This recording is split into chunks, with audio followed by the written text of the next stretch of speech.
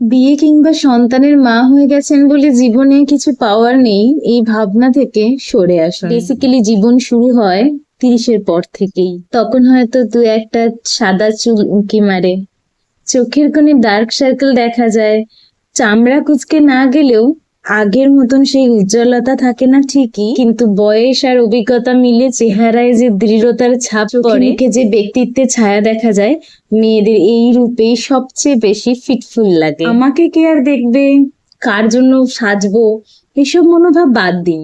তাই নিজের জন্য সাজুন।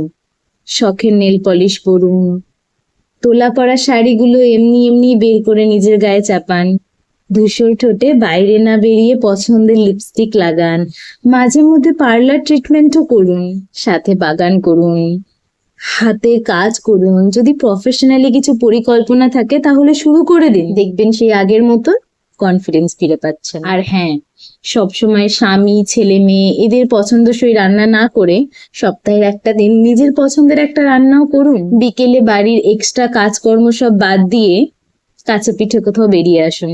একা হলে একাই সই। বাজারে শুধুমাত্র সবজি কিংবা মাছ কেনার জন্য না গিয়ে মাঝে মধ্যে আইসক্রিম কিংবা ফুচকা খেয়ে আসুন। বাজার করার টাকা থেকে 2-5 টাকা কিংবা স্বামীর দেওয়া হাত খরচাগুলো অসময়ের জন্য কাজে লাগবে তুলে না রেখে কখনো কখনো নিজের জন্য খরচাও করুন। এই সবকিছুর মাঝে দেখবেন সংসার নামক বোঝাটা পিঠ থেকে একটু হলেও নেমে গেছে। আপনি কি জানেন, হাউস ওয়াইফদের মূল্য সব থেকে বেশি।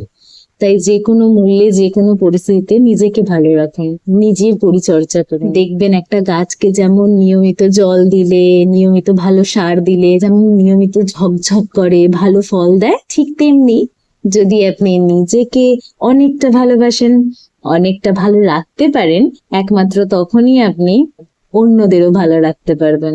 তাই নিজের পরিচর্যা করুন। নমস্কার।